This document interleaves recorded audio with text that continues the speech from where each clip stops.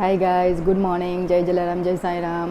સવાર થઈ ગઈ છે. ઉઠા મેં ઉઠી આજે બહુ લેટ, કેમ કે કાલે અમે લોકો મેં કીધું ને યજ્ઞમાં ગયેલા હતા. અમારા કુળદેવીનો, મોઢેશ્વરી માતાની કુળદેવીનો યજ્ઞ હતો અમારો, તો કાલે ત્યાં ગયા હતા. એટલે ત્યાં ધૂળ પેલું એમ કે ને કે યજ્ઞ એટલે હવન થાય એટલે બધી આંખમાં ઝાર બી બહુ બળે, તે બધી ઘેન વધારે ચડે યજ્ઞ થયેલો એટલે. તો કંઈ નહીં, રાત્રે આવી ગયા. પછી તરત હેઠે હેન્ડ લઈ લીધો હતો. મારે પેલું સાઇનસના લીધે મારા આંખમાં અને નાકમાં જાય ને એટલે જરાક પ્રોબ્લેમ થઈ જાય. એટલે મેં હવાના જાતે લેટ જ ઉઠી આજે. તો મેં કાલે તો અમે ગયા હતા, એન્જોય કર્યું, કેમ કે અમારી જાતે અમારી એ લોકોનો યજ્ઞ એટલે બધા જ મળે.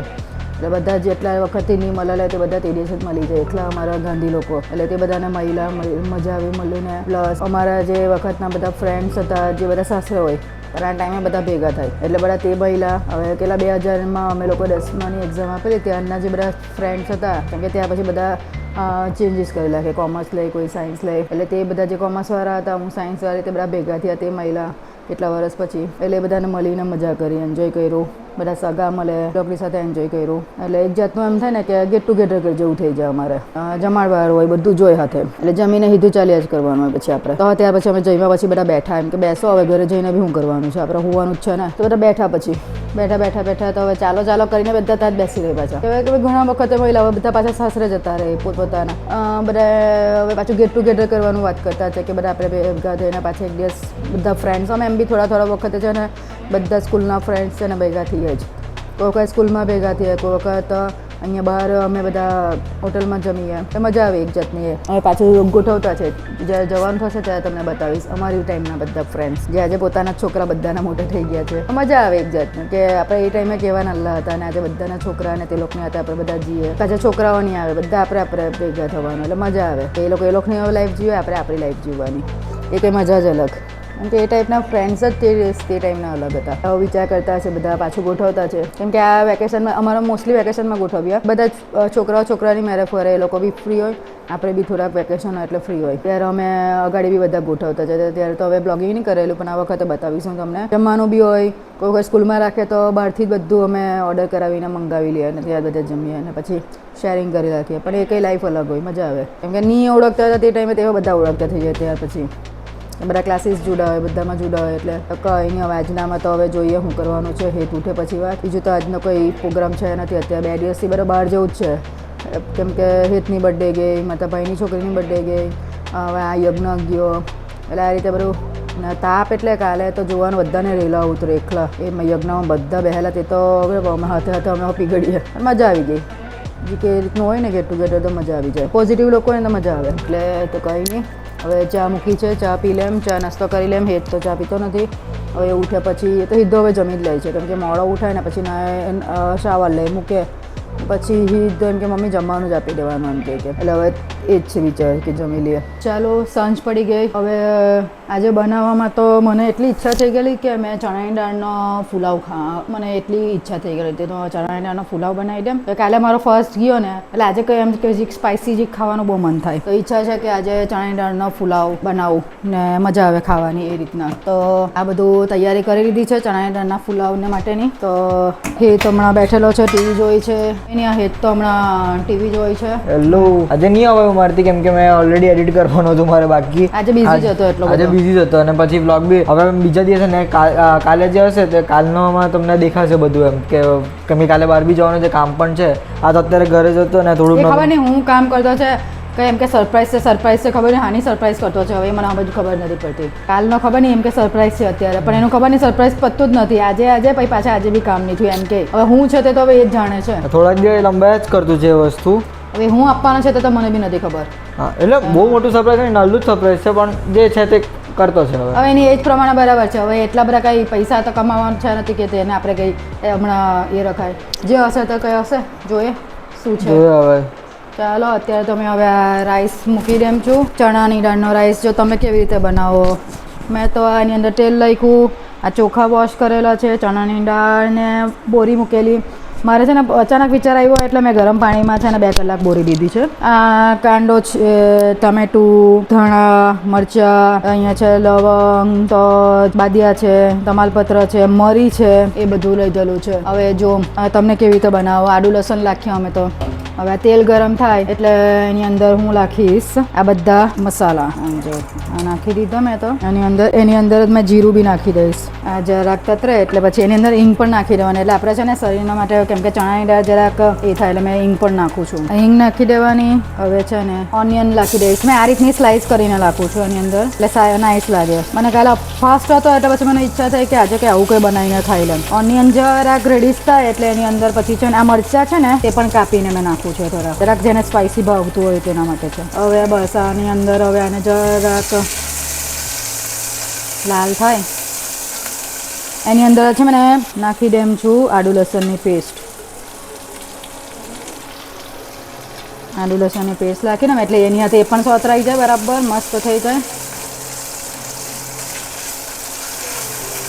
તમને તેલ ઓછું દેખાતું હશે પણ મેં જરાક તેલ અત્યારે ઓછું પ્રિફર કરું છું બોડી માટે. એ તો ખબર જ છે ઉતરવાની તો છે જ નથી કારણ કે હોર્મોન્સના લીધે જે બોડી બને ને એ ઉતરવાનો જરાક ઇમ્પોસિબલ હોય છે.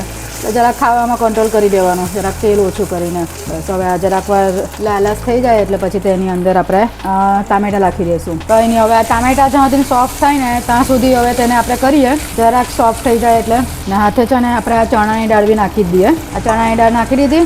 હવે એની અંદર હું નાખીશ મરચાંની ભૂકી. મીઠું છેલ્લે નાખશું આપણે. હળદર, ધાણા જીરું બરાબર છે ને ગરમ મસાલો. સ્પાઇસી જેને જોઈતું હોય તો વધારે નાખે એ લોકો. બસ હવે આને થોડુંક આપણે છે ને મસાલો હરખર થાય ને એટલે પાણી નાખી દઈએ અંદર થોડુંક.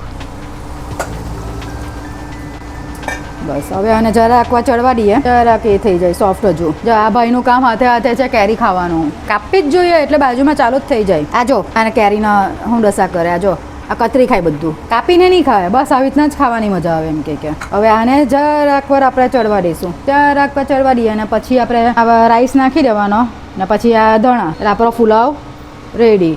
પાણી એટલું નાખવાનું કે જેટલો કપ આપણે ચોખા લીધા હોય ને તેનાથી અઢી ગણું. 1 કપ ચોખા લીધા હોય તો 2.5 કપ આપણે પાણી નાખીને પછી 2 સીટી વગાડી દેવાની એટલે આપણો રાઈસ રેડી થઈ જાય. આ જો પાછો આને કહેવાય ઉંદરડું. અમારું ઉંદરડું છે.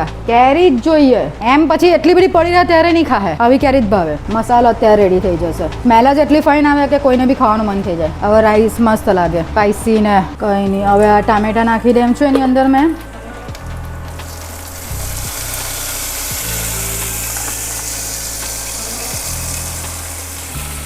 કંઈ નહીં હવે આ ચોખા નાખી દઈશ. 2 વખત વોશ કરેલા હતા મેં. હવે પાણી મેં તમને કીધું તેમ. મને છે ને આશરામાં વધારે સમજ પડે છે કારણ કે હું માપ પ્રમાણે બધું બહુ કરતી નથી.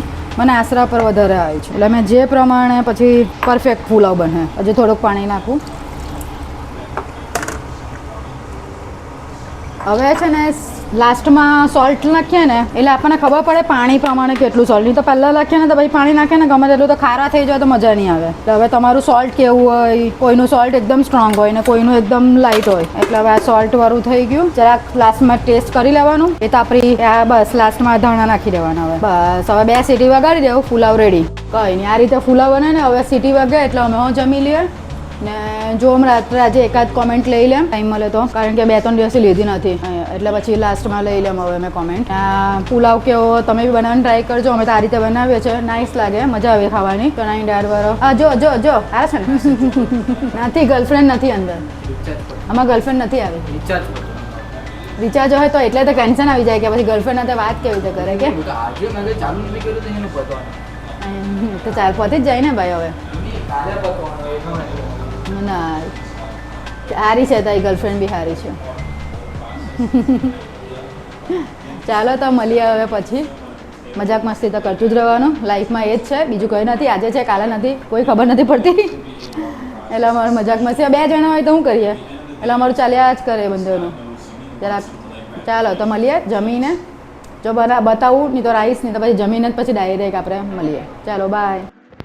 ચાલો ગાઈસ જમી લીધું. જમીને ઉપર આવ્યા. રાઈસ બહુ જ ફાઇન બનેલો હતો પણ બતાવવાનો રહી ગયો કારણ કે ભૂખ બહુ લાગેલી હતી ને તાપ એટલો કે બેસાય એવું નહીં હતું. નીચે કોઈ જલ્દી જમીએ ને રૂમમાં જઈએ તો કંઈ એસી ચાલુ કરીને બેસીએ તો સારું લાગે. હવે તમે કોઈ ચાલો હવે બ્લોગના એન્ડ બી લઈ લેમ છું. તે સાથે જો મેં તમને કહેતી હતી કે મારે 2 કોમેન્ટ 1-2 લઈ લેમ. આજે મેં કેટલા દિવસથી લીધી નથી તો લાસ્ટ બ્લોગમાં જેમ વાત થઈ તેમ કે બધાએ બહુ કોમેન્ટ મારી છે. બહુ બધાએ કોમેન્ટ મારી છે એમાં ને મોસ્ટલી બધાની એક સરખી જ છે. તેમાં છે સુમિત્રાબેનની એ કાયમ મારામાં કોમેન્ટ મારે જ છે. તમને એક લઈ લઉં છું કોમેન્ટ. તમારી બધી વાત સાચી છે. આવા લોકો બધી જગ્યાએ હોય જ છે. આવા લોકોને તમારે ઇગ્નોર કરવા જોઈએ, બિકોઝ તમે સારા લોકો છે. એ લોકોના લીધે આપણે પણ આવા જ થઈ જઈએ. સો આવા લોકોથી દૂર રહેશો એટલા સારું. હવે બીજા બધાને બી સેમ છે એટલે મેં લઈ લઉં એટલે બધાનો એક જ જવાબ મળી જાય. રિયા પારેખ @રિયા પારેખ. શ્વેતાજી, આવા બહુ ગ્રુપના જોયા છે કે અટેન્શન માટે પોતે ગ્રુપ પાડીને હશે, બિકોઝ એમને કોઈ રિસ્પેક્ટ મળતી નથી નહીં હોય એટલે. પછી છે ઋષિ પટેલ, એ હેતને કહે છે તું જે બોલ્યો તે સાચું છે. આવા લોકો હોય જ છે અમુક. And amazing blog. પછી કોમલ પરમાર, ऐसे लोगों के लिए हंसे या रोए समझ नहीं आ रहा है. પછી છે ચિરાગ પરમાર, 100% સાચી વાત. કાગડા બધે જ કાળા હોય ને એને બધાથી બીજાની ખુશી ના જોવાતી હોય, એ વાત બી સાચી છે. અને ઇલાઇટ ક્રિસિવ બી કાયમ કોમેન્ટ કરે છે, હા તમારી વાત સાચી છે. તો આ બધાની કોમેન્ટને એક જ રિપ્લાય છે કે સાચી વાત છે. ને સુમિત્રાબેને કીધું તેમ કે એવા લોકોને ઇગ્નોર કરવા જોઈએ નહીં તો આપણે પણ એવા થઈ છે. એ વાત સાચી છે. કેમ કે જો જે દિવસથી મેં એ લોકોની વાત કરી આપણે બી નેગેટિવ જ થઈ ગયા. હવે મારે જે પહેલાંના બ્લોગ હતા ને મારા બહુ પોઝિટિવ બ્લોગ હતા. એ લોકોની સાથે આ બધી વાત કરીને એને ઇગ્નોર કરવા જોઈએ નહીં તો આપણે બી લાઈફ નેગેટિવ બની જાય છે. અમારી ખુશીભરી લાઈફ છે. અમે બે જણા બહુ ખુશ છે. ખોટા એ લોકોના લીધે આપણી લાઈફને પર અસર થાય છે. નેગેટિવ વિચાર આપણને પણ ચાલુ થઈ ગયા. એ લોકોની સાથે ખાલી વાત કરવાથી આટલા નેગેટિવ આપણે થઈ ગયા. તો એ લોકોને ઇગ્નોર કરવા જોઈએ. વાત સાચી છે. જેમ બને તેમ એ લોકોથી દૂર રહેવો, આપણી લાઈફથી દૂર રાખો તેટલા જ સારું. કેમ કે બધાને ખબર જ છે કે શ્વેતાને બહુ લાઈફમાં સારું છે. સારું જ છે ને, એમાં કોઈ છે જ નથી ને. મેં કીધું કે એની મમ્મી લોકોની સેવા કરો, મા બાપની સેવા કરો, મળે બધું. ભગવાન બી એ જ કહે છે, મા બાપની સેવા કરો, મળે બધું. હું એ જ નિયમ પર ચાલું તો આજે હું અહીંયા છું. એટલે જે થાય તે બધું સારું થયું. હવે નેગેટિવ વિચારમાંથી નીકળવું છે બહાર. ને ચાલો તો આજનો બ્લોગ મેં એન્ડ કરું છું આ સાથે જ. તો અમારા બ્લોગ તમને ગમતા હોય તો લાઈક કરો, શેર કરો, સબસ્ક્રાઈબ કરો અને કોમેન્ટ કરતા રહેજો. આ રીતે કરતા રહેજો ને ગાડી તમે જેમ બને તેમ પહોંચાડો. તો મળીએ આપણે નેક્સ્ટ બ્લોગમાં. ચલો બાય.